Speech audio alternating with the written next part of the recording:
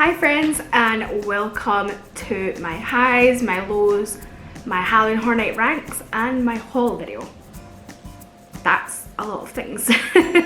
Hopefully this video won't be too long. I'll try and get through it pretty quickly.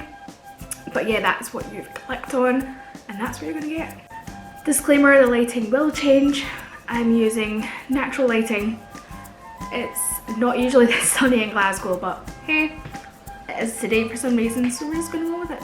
If you haven't watched my travel vlogs from Orlando, I suggest you probably watch those first so you can see what I got up to, because this is kind of like the summary. But I'm just gonna dive right in, and first we're gonna talk about my highs. So on a Florida trip, pretty much everything's a high, but there's some things that I just kind of want to talk about and point out that were kind of just made my trip really. So for this trip, I was really fortunate enough to be able to fly business class with British Airways. Flying business or first, but this flight didn't have first, so business was like the highest tier. It's always something I wanted to do but never had the money for because it's reasonably expensive. But this trip I managed it. In advance I booked just a return in business class, but I was kind of not well during my trip, which we'll get to when we get to the lows. But I felt like I was gonna upgrade my outbound, and if it wasn't too much money I was just gonna go ahead and do it, and thankfully it was fairly reasonable, so I flew business class there and back, which was just an amazing experience. If you have the money, I definitely recommend doing it at least once. I would say that my outbound business class flight was much better than my return, just because a lot of the return was spent trying to sleep or sleeping, and I got a lot more value on the outbound when I wasn't sleeping. But obviously that's maybe one of the reasons that you would book business, to have a bed kind of thing. So it's kind of difficult to decide which to do if you can only manage one. So if you've got any questions about BA business class, just leave a comment down below, or you can message me on social media and I'll be happy to kind of answer your questions. I'm not really sure what you would want to know about it. It's free drinks, free food, you get an amenity kit, you get like a fully reclinable seat that goes like all the way flat so you can go to sleep if you want. I wouldn't say it's the most comfortable bed, but I would say it's a lot more comfortable than trying to sleep upright. So that's what I'm going to say on that.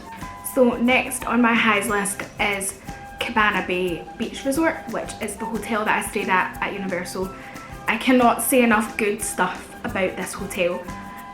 Great prices, super great transport to the parks, the Universal parks obviously. The rooms are super comfortable and cute. The only thing I think that lets it down a little bit, and it's only a little bit, is the food offerings. Most of you will know I'm a very fussy eater and I basically just eat like chicken and chips. But I just found the food, even for maybe someone who has like a wide range of things that they can eat, it's kind of basic. You don't get the same food options that you do at, say, the Hard Rock or any of the other kind of higher tier hotels at Universal, but I think the price is definitely right, and I will always stay there if I'm staying on Universal property. Unless I have like lots of money, then I might stay at like Hard Rock or something, but at my price range, Cabana is probably the best. Next on my highs list is Lyft and Uber. These two apps are invaluable in Orlando if you're not driving. They are so easy to use, they're quick, they're cheap, and I've really just never had a bad experience using them. And I would just usually have both of them on my phone and put my trip into both apps and see which one was cheaper and book the cheaper one. So probably the most favourite part of my trip was going to Halloween Horror Nights. That was the reason for my trip. That's why I was there basically, was to go to Halloween Horror Nights. That's why I was only there for a week.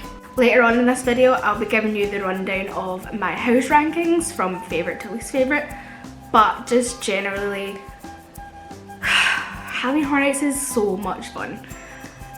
I was the scaredy cat who never wanted to go, who was like, no, that's not for me. So I kind of dipped my toe in a few times. I did the Unmasking the Horror tour for Halloween Horror Nights 25, and last year was Halloween Horror Nights 28, and that was my first time actually visiting the event, and I had an absolute blast. Even though I only did 1 out of 10 houses, the scare zones were great, the rides were great, the atmosphere was great, and I just had an absolute blast. So this year I wasn't planning on going, but when a certain friend of mine enticed me with an offer to go with her, if you watch my videos you probably know who I mean. Disco Liz is another YouTuber who's a Halloween Horror Nights veteran. She kind of invited me to go along with her, and I just happened to have enough money to do it. And yeah, I'm so glad she did. We had a fab time, and I'm converted. She's worked her magic on me and I'm fully converted. Again, any questions about Halloween Horror Nights, or like what tickets I got or how I kind of tackled it, leave a comment down below. Next on my highs list is the Disney day that I had. Yay! So originally I wasn't going to be going to Disney on this trip. I wanted to save money and do other things like fly business class and do Halloween Horror Nights, which is like an extra expense. And I didn't have a lot of time to take off work, so I was only going for 1 week. But you guys will probably know that I do a podcast, and there's a lovely guy on that podcast who had a spare Disney ticket and gave me it, and I was able to go to Disney for a day, and I had a great day. Did 3 of the parks in 1 day. We did Animal Kingdom, Epcot and Magic Kingdom, and that day was just a high. There's nothing better than having a Disney day. And last but definitely not least on my highs was getting to ride the new roller coaster at Universal, which is Hagrid's Magical Creatures Motorbike Adventure. I think that's its full name. I think most people just call it Hagrid's Coaster. But yeah, I managed to ride it, which is a difficult feat because it's constantly going down, the lines are really long, but I was lucky enough. I just kept an eye on the app, which I would totally recommend doing. Keep an eye on the app throughout the day if you're at Universal, and it tells you the wait times. If it gets like 2 hours or below, I would definitely go and get in line. It's totally worth it. I got in line when it was said 90 minutes, but I was on and off within an hour, and if my feet weren't killing me, I would have gone straight back in that line again. It was so good. I hadn't watched any ride-throughs or anything because I wanted to be surprised, and let me tell you, I was surprised. There's some really cool elements in that ride, and I totally recommend doing it, and I can't wait to do it again next year. So we've only got 2 lows. I didn't really have any lows this trip. It was such a good trip. I had a blast. So first, I was ill. So I was off work the week before my holiday because I was super ill, and the reason I obviously upgraded my outbound flight to business class was because I was super ill and I didn't want to be surrounded by lots of people and coughing and sneezing at them, and I wanted a bit of my own space. So yeah, being ill on holiday wasn't the best, but it made me take the holiday a bit slower, which was really good, and I really enjoyed that. Seeing as I was only there for a week, I managed to just relax and take it easy. Took a full Monday off, literally did nothing. There's not even a video for the Monday because I did nothing. But yeah, being ill still kind of sucked. And last on my lows was not having enough time at Halloween Horror Nights. I only did 2 nights. 1 night it was super busy and I didn't have express, so I only managed 4 houses. And I think we were there for, let me count, maybe like 4 hours. I can't really remember what time we left that, but I think we were there for about 3 or 4 hours. Did some rides, seen Marathon of Mayhem, which is the Lagoon show. And then obviously the second day I managed to do all 10 houses plus 2 repeats, and I was super proud of myself. I got to do all the houses, but saying that, I only got to do some of the houses once, which really isn't enough. It's really not enough to see everything and get all the scares and kind of really get into the detail of the house. So it's also really hard to do a best to worst list because I didn't get a lot of experience in some of the houses, so other houses got a bit of an unfair advantage. That's what I'm going to do now. I'm going to tell you my favourite to least favourite houses, but please take this with a pinch of salt because one, I'm not the usual person that goes to Halloween Horror Nights, so there's reasons that some of these are higher, and then like Halloween Horror Nights veterans would probably have them much lower. And two, some of the houses I only got to do once. So, number one, my favourite house for the event, and I think it's going to surprise Liz and some other people, but my number one favourite house was Graveyard Games. Now, this was probably the second most house I was scared to enter, and really debated not doing it. And I'm so glad that I did because that house is so good. There's so many scare actors, there's loads. There's some really creative scares. I think this is the only house that have low scares.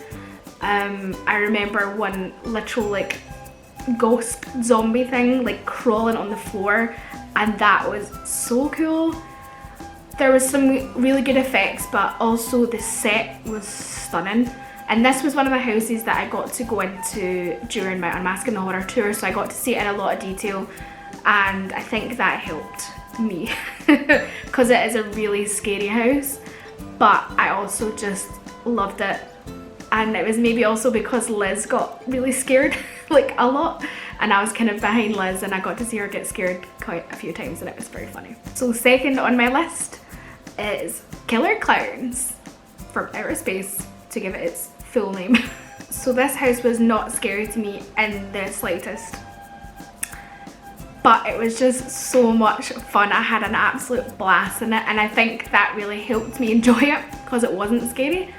To me anyway. Lloyd, if you watched the video of, I think it was day 3 in my videos, Lloyd hates clowns and was absolutely terrified of this house, whereas I absolutely adored it and had a blast in it. So that is why it was very close between Graveyard Games and Killer Clowns for first place, but I had to go with Graveyard Games because that is just classic Horror Nights. Third and fourth on my list were really difficult,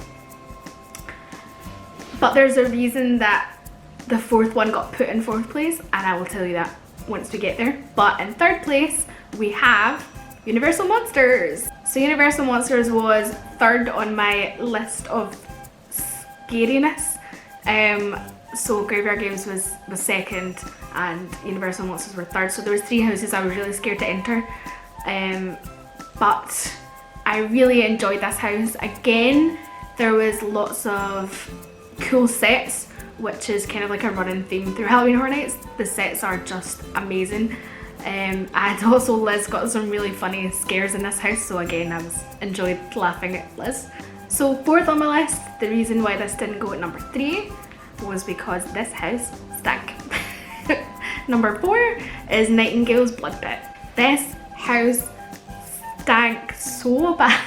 It was horrible, and I think that was one of the houses that I done like the most, and I'm just like, why am I doing this to myself? This place stinks. But the cast were amazing, the scare actors were great, there was an abundance of scares, there was lots and lots of scare actors, which made it really exciting and fun. The only reason this one isn't number 3 is because it stank real bad. Number 5 on the list is Depths of Fear. The Depths of Fear house was really cool. It was like you're on a submarine kind of underwater, and there was all these like really interesting creatures. I got some really cool scares in there, with people with mangled faces and stuff growing on them. It was kind of gross, but I really liked it. I think there maybe could have been more scare actors in the house, but I enjoyed it all the same. I think I just really enjoyed the set of it more than the scariness, if that makes sense. But it was a really fun house, and I mean, it's an original, it's got to be up there. Number 6 is House of a Thousand Corpses. So I watched this movie strictly for Halloween Horror Nights, I hadn't seen it before and I really enjoyed it, the movie. The house wasn't really that scary, but it was really cool to go through the scenes and see, basically you're walking through the movie, and that was pretty cool. There was some cool torture in there. You get to see someone being scalped, so that was fun. And it was I felt like quite a long house as well. I don't know if that's because someone was walking really slow. But yeah, it seemed like quite a long house, and yeah, it was really enjoyable. Number 7 on the list is Stranger Things. It's like, what do I say? Last year, the only house I did was Stranger Things, and that was terrifying. That was enough to put me off doing any other houses. Stranger Things this year, the sets were really cool sometimes, but it was basically not scary at all. Compared to last year, it's a really big disappointment actually. I think a lot of people have been really disappointed in the Stranger Things house this year. But yeah, it wasn't what I was hoping for or expecting. And that's why it's low-ish on the list. House number 8 is Ghostbusters.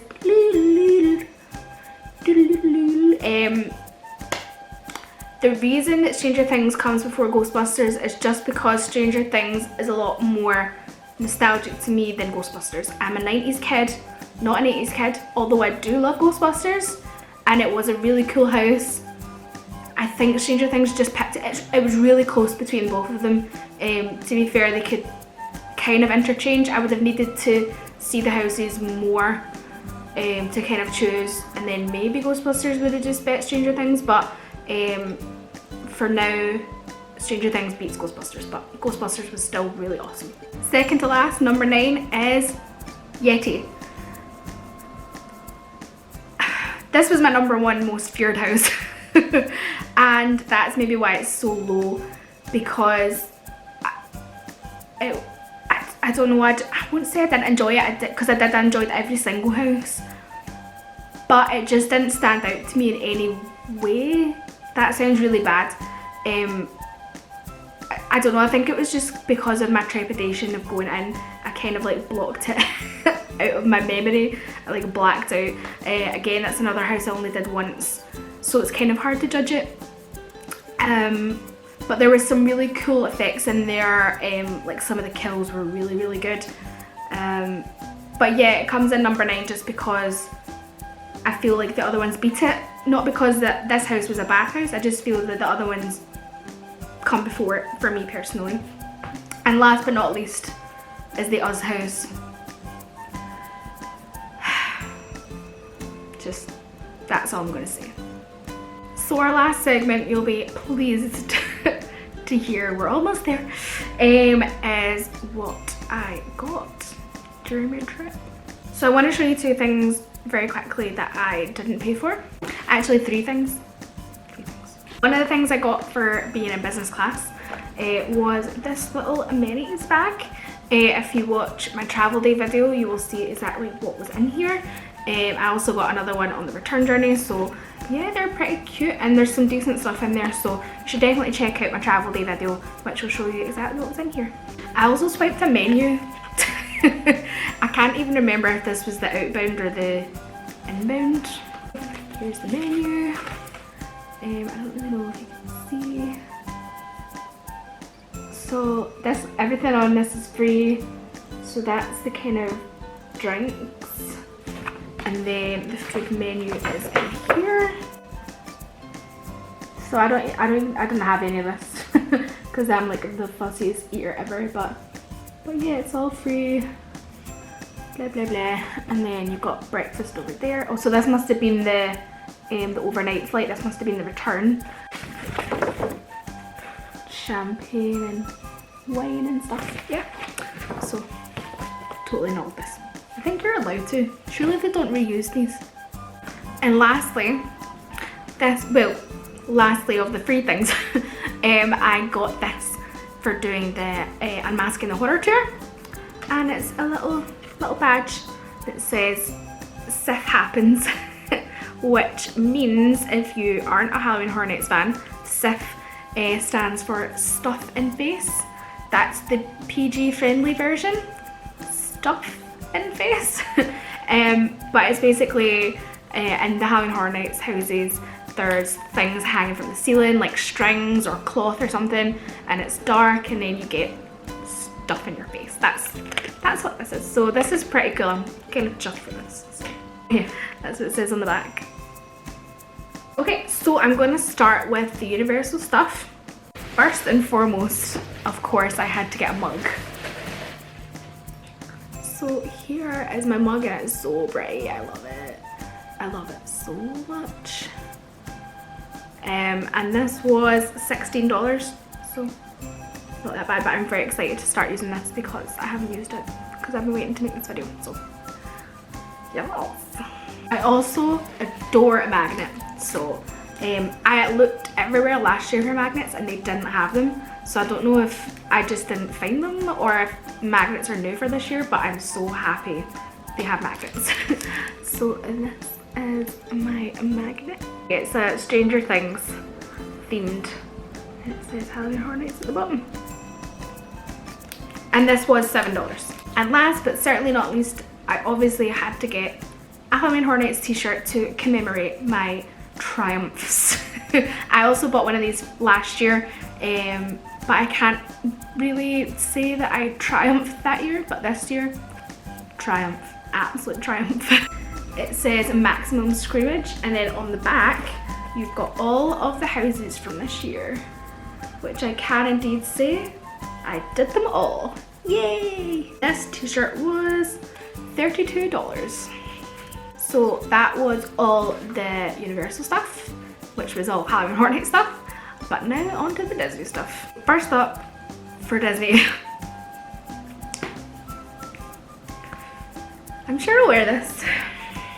I just saw the purple and I had to. I got the Tomorrowland purple wall windbreaker.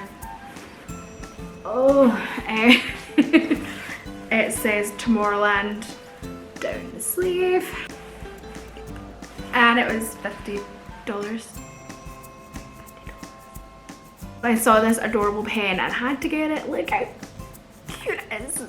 It's freaking adorable. So I don't actually know how much this was. I think it was maybe like $10, maybe a little bit less. But yeah, it's super cute. I also got this necklace, which was, I think it was about $15. I'm not 100% sure, but yeah, I just thought it was super cute and couldn't help it. I like rainbows. I also got this t-shirt because I couldn't help myself, and it was $35, and I think it's freaking adorable. I love it. Love it. And last, I had to. If you guys have been here for a while, you know I love notebooks. This was $17, and it's just, look at it. Look at it. It's super cute. It's got kind of lined and square paper for some reason, but yeah, I think it's freaking adorable. And then at the back it's got that. So that's my haul and that's my video. Thank you guys for watching. If you have any questions at all, leave them down below or message me on social media. That's totally fine as well. I hope you have enjoyed this saga of Orlando 2019. I'm not going back to Orlando probably until May next year, but I do have a little trip to London booked in December. See you guys in the next video. Bye!